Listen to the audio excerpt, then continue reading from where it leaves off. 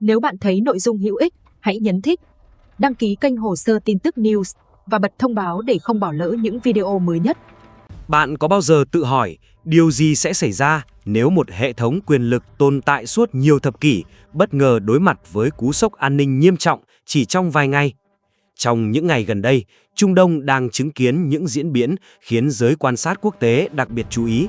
Nhiều nguồn tin công khai cho thấy căng thẳng giữa Iran, Israel và Hoa Kỳ đang bước vào giai đoạn nhạy cảm khi các hoạt động quân sự, tấn công mạng và chiến dịch tình báo được cho là gia tăng đáng kể. Tuy nhiên, cho đến thời điểm hiện tại, nhiều thông tin vẫn chưa có xác nhận độc lập và các chính phủ liên quan vẫn đang đưa ra những tuyên bố rất thận trọng. Theo các báo cáo từ truyền thông quốc tế và các tổ chức nghiên cứu chiến lược, một loạt vụ tấn công chính xác nhằm vào các mục tiêu quân sự và cơ sở hạ tầng nhạy cảm của Iran đã xảy ra trong vài ngày qua. Một số chuyên gia nhận định rằng đây có thể là một phần của chiến lược gây áp lực nhằm hạn chế năng lực quân sự của Tehran, đặc biệt trong các lĩnh vực tên lửa và công nghệ không người lái. Tuy vậy, mức độ thiệt hại thực tế và tác động đối với bộ máy lãnh đạo Iran vẫn còn nhiều tranh luận. Điều khiến tình hình lần này trở nên đặc biệt không chỉ là các cuộc tấn công quân sự, mà còn là vai trò ngày càng lớn của công nghệ phân tích dữ liệu, vệ tinh và trí tuệ nhân tạo trong việc xác định mục tiêu. Theo giới phân tích quốc phòng, những công nghệ này có thể đã rút ngắn đáng kể thời gian ra quyết định trên chiến trường hiện đại. Trong video hôm nay, chúng ta sẽ cùng nhìn lại các diễn biến mới nhất, phân tích những dữ kiện đã được công bố và thận trọng đánh giá 3 kịch bản có thể xảy ra tiếp theo. Quan trọng hơn, chúng ta cũng sẽ xem xét những biến động này có thể tác động thế nào đến an ninh năng lượng toàn cầu, kinh tế khu vực và cả những quốc gia ở xa Trung Đông, trong đó có Việt Nam. Phần 1. Diễn biến căng thẳng ban đầu tại Iran và những dấu hiệu bất ổn an ninh. Những diễn biến căng thẳng gần đây được cho là bắt đầu từ cuối tháng 2 năm 2026, khi một số nguồn tin quốc tế đồng loạt đưa tin về các vụ tấn công chính xác nhằm vào nhiều cơ sở quân sự và an ninh tại Iran. Theo các báo cáo công khai từ truyền thông khu vực Trung Đông và một số tổ chức nghiên cứu quốc phòng, các mục tiêu bị nhắm tới chủ yếu liên quan đến hệ thống chỉ huy, cơ sở hậu cần và các địa điểm được cho là có liên quan đến chương trình tên lửa của Iran. Tuy nhiên, cho đến thời điểm hiện tại, phần lớn các thông tin chi tiết vẫn chưa có xác nhận độc lập từ nhiều nguồn quốc tế khác nhau. Một số nhà phân tích cho rằng chuỗi sự kiện này, nếu đúng như những báo cáo ban đầu, có thể mang đặc điểm của chiến lược quân sự thường được gọi là đánh vào hệ thống chỉ huy. Mục tiêu của chiến lược này không nhất thiết là kiểm soát lãnh thổ, mà nhằm làm gián đoạn khả năng điều phối của đối phương. Trong các cuộc xung đột hiện đại, việc phá vỡ chuỗi ra quyết định có thể gây ảnh hưởng lớn hơn so với việc chỉ phá hủy các mục tiêu vật chất đơn lẻ. Tuy vậy, nhiều chuyên gia cũng nhấn mạnh rằng các đánh giá hiện nay cần được nhìn nhận thận trọng vì nhiều dữ liệu vẫn đang trong quá trình kiểm chứng. Một trong những địa điểm thu hút sự chú ý lớn của giới quan sát là thành phố Qom. Đây là trung tâm tôn giáo quan trọng của Iran và cũng là nơi đặt nhiều cơ quan tôn giáo có ảnh hưởng lớn trong hệ thống chính trị của quốc gia này. Trong vài ngày qua, một số hình ảnh vệ tinh lan truyền trên mạng xã hội cho thấy một tòa nhà lớn tại khu vực này có dấu hiệu bị hư hại sau một vụ nổ mạnh. Tuy nhiên, các cơ quan chức năng Iran chưa công bố thông tin chi tiết về nguyên nhân cũng như mức độ thiệt hại. Vì vậy, nhiều nhà phân tích cho rằng cần tránh đưa ra kết luận sớm trước khi có các báo cáo chính thức hoặc xác nhận từ các tổ chức quốc tế độc lập. Song song với những thông tin về các vụ tấn công, tình hình nội bộ của Iran cũng đang thu hút sự quan tâm. Theo các nguồn công khai, trong bối cảnh căng thẳng gia tăng, chính quyền Iran đã tăng cường nhiều biện pháp an ninh tại các thành phố lớn. Một số tuyến giao thông quan trọng được kiểm soát chặt chẽ hơn và các cơ quan chức năng cũng tăng cường hiện diện tại những khu vực nhạy cảm. Những biện pháp như vậy thường được áp dụng trong các giai đoạn khủng hoảng nhằm đảm bảo trật tự và hạn chế nguy cơ bất ổn. Giới quan sát quốc tế cũng đang theo dõi sát phản ứng của các lực lượng quân sự Iran. Cho đến nay, Tehran chưa công bố các thông tin chi tiết về thiệt hại hoặc các bước phản ứng cụ thể. Tuy nhiên, truyền thông nhà nước Iran cho biết lực lượng phòng không và an ninh đang được đặt trong trạng thái cảnh giác cao. Điều này cho thấy chính quyền Iran đang cố gắng kiểm soát tình hình và tránh để căng thẳng leo tăng ngoài tầm kiểm soát.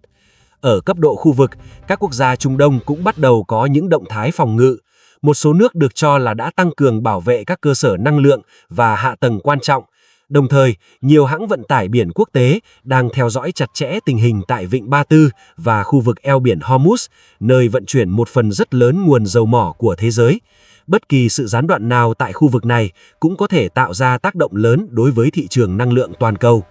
Đối với các nền kinh tế châu Á, trong đó có Việt Nam, những biến động tại Trung Đông luôn được quan tâm đặc biệt.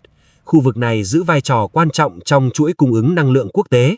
Nếu căng thẳng kéo dài hoặc lan rộng, chi phí dầu mỏ và vận tải biển có thể biến động, từ đó ảnh hưởng đến hoạt động sản xuất, xuất nhập khẩu và giá cả hàng hóa tại nhiều quốc gia.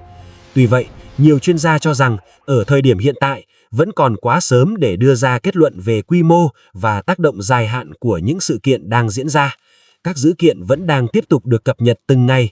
Điều có thể thấy rõ lúc này là Trung Đông đang bước vào một giai đoạn nhạy cảm, nơi mỗi động thái quân sự, ngoại giao hoặc kinh tế đều có thể tạo ra những phản ứng dây chuyền trên phạm vi toàn cầu. Phần 2. Công nghệ quân sự mới, trí tuệ nhân tạo và sự thay đổi trong cách tiến hành chiến tranh. Bên cạnh các diễn biến quân sự trên thực địa, một yếu tố khác đang thu hút sự quan tâm của giới phân tích quốc phòng là vai trò ngày càng lớn của công nghệ dữ liệu, vệ tinh và trí tuệ nhân tạo trong việc các hoạt động quân sự. Theo nhiều báo cáo công khai từ các viện nghiên cứu chiến lược, chiến tranh trong thập kỷ gần đây đang chuyển dần từ mô hình tác chiến truyền thống sang mô hình dựa nhiều hơn vào dữ liệu, cảm biến và khả năng phân tích thông tin theo thời gian gần thực tế. Trong các hệ thống tác chiến hiện đại, khái niệm thường được nhắc tới là chuỗi tiêu diệt mục tiêu hay còn gọi là kill chain. Chuỗi này bao gồm nhiều bước: phát hiện mục tiêu, xác định danh tính, ra quyết định và cuối cùng là triển khai phương tiện tấn công. Trước đây, quá trình này có thể kéo dài nhiều giờ hoặc thậm chí nhiều ngày, đặc biệt trong các chiến dịch phức tạp. Tuy nhiên, theo một số nghiên cứu quân sự gần đây, sự kết hợp giữa vệ tinh quan sát, máy bay không người lái và hệ thống phân tích dữ liệu có thể rút ngắn đáng kể thời gian ra quyết định trên chiến trường hiện đại. Một số chuyên gia cho rằng trí tuệ nhân tạo hiện nay đang được sử dụng chủ yếu trong các nhiệm vụ phân tích dữ liệu khối lượng lớn. Ví dụ, hệ thống AI có thể hỗ trợ xử lý hình ảnh vệ tinh, nhận diện phương tiện quân sự hoặc phát hiện những thay đổi bất thường tại các cơ sở hạ tầng nhạy cảm. Tuy nhiên, theo các tuyên bố chính thức của nhiều chính phủ, các quyết định liên quan đến việc sử dụng vũ lực vẫn phải do con người phê chuẩn. Đây là nguyên tắc quan trọng nhằm đảm bảo trách nhiệm và kiểm soát trong các hoạt động quân sự. Song song với sự phát triển của AI, các loại vũ khí không người lái cũng đang thay đổi đáng kể cục diện chiến trường. Trong nhiều cuộc xung đột gần đây, drone đã trở thành công cụ quan trọng nhờ chi phí tương đối thấp và khả năng triển khai linh hoạt. Các điện thị này có thể thực hiện nhiều nhiệm vụ khác nhau, từ trinh sát, giám sát cho đến tấn công mục tiêu. Điều này khiến chiến trường hiện đại trở nên phức tạp hơn khi cả các quốc gia lớn lẫn các lực lượng nhỏ hơn đều có thể tiếp cận những công nghệ từng rất đắt đỏ. Một xu hướng đáng chú ý khác là sự cạnh tranh công nghệ giữa các công ty trong lĩnh vực trí tuệ nhân tạo và các cơ quan quốc phòng. Tại Hoa Kỳ, nhiều tập đoàn công nghệ lớn đã tham gia các chương trình nghiên cứu liên quan đến phân tích dữ liệu, an ninh mạng và hệ thống tự động hóa. Tuy nhiên, mối quan hệ giữa khu vực công nghệ và lĩnh vực quân sự đôi khi cũng tạo ra những cuộc tranh luận về đạo đức. Một số nhà khoa học cho rằng cần thiết phải đặt ra những giới hạn rõ ràng đối với việc sử dụng AI trong chiến tranh, đặc biệt trong các hệ thống có khả năng tự động hóa cao. Trong bối cảnh căng thẳng tại Trung Đông, nhiều chuyên gia nhận định rằng công nghệ phân tích dữ liệu và giám sát hiện đại có thể đang đóng vai trò quan trọng trong việc theo dõi các mục tiêu quân sự. Tuy vậy, các chi tiết cụ thể về cách thức vận hành của các hệ thống này thường được giữ bí mật vì lý do an ninh quốc gia. Do đó, phần lớn các phân tích hiện nay chỉ dựa trên các thông tin công khai và đánh giá của giới nghiên cứu. Ngoài yếu tố quân sự, công nghệ cũng đang ảnh hưởng đến các quốc gia quản lý thông tin trong thời gian khủng hoảng. Trong thời đại mạng xã hội, hình ảnh vệ tinh thương mại, video từ điện thoại và dữ liệu online có thể lan truyền rất nhanh. Điều này giúp công chúng tiếp cận thông tin nhanh hơn, nhưng đồng thời cũng khiến việc kiểm chứng trở nên khó khăn hơn. Nhiều chuyên gia truyền thông cảnh báo rằng trong các giai đoạn căng thẳng, tin đồn và thông tin chưa được xác nhận có thể lan truyền nhanh chóng nếu không được kiểm tra cẩn thận. Đối với các quốc gia ở xa khu vực xung đột, trong đó có Việt Nam, sự phát triển của công nghệ quân sự cũng đặt ra nhiều câu hỏi quan trọng. Một mặt, công nghệ mới có thể giúp nâng cao năng lực giám sát và phòng thủ. Mặt khác, nó cũng cho thấy chiến tranh hiện đại đang trở nên nhanh hơn, phức tạp hơn và phụ thuộc nhiều vào dữ liệu. Do vậy, Nhiều nhà nghiên cứu cho rằng các quốc gia cần theo dõi sát những xu hướng này. Những gì đang diễn ra tại Trung Đông không chỉ là câu chuyện của một khu vực, mà còn phản ánh cách công nghệ đang dần thay đổi bản chất của các cuộc xung đột trong thế kỷ 21. Phần 3. 3 kịch bản có thể xảy ra tiếp theo và những tác động địa chính trị rộng lớn hơn. Khi các thông tin về căng thẳng tại Iran tiếp tục xuất hiện, nhiều chuyên gia địa chính trị cho rằng điều quan trọng lúc này không chỉ là những gì đã xảy ra, mà còn là những kịch bản có thể xảy ra tiếp theo. Trong các cuộc khủng hoảng quốc tế, diễn biến thực tế thường phụ thuộc vào nhiều yếu tố như phản ứng của chính quyền sở tại, áp lực từ bên ngoài, cũng như tình hình kinh tế và xã hội trong nước. Do đó, các viện nghiên cứu chiến lược thường xây dựng nhiều kịch bản khác nhau để đánh giá các khả năng có thể xảy ra. Kịch bản đầu tiên được nhiều nhà phân tích nhắc tới là khả năng hệ thống chính trị Iran tiếp tục duy trì ổn định dù phải đối mặt với sức ép lớn từ bên ngoài. Trong lịch sử hiện đại, Iran đã trải qua nhiều giai đoạn căng thẳng với các quốc gia phương Tây và khu vực Trung Đông. Tuy nhiên, bộ máy nhà nước của nước này vẫn duy trì được sự kiểm soát nhất định nhờ hệ thống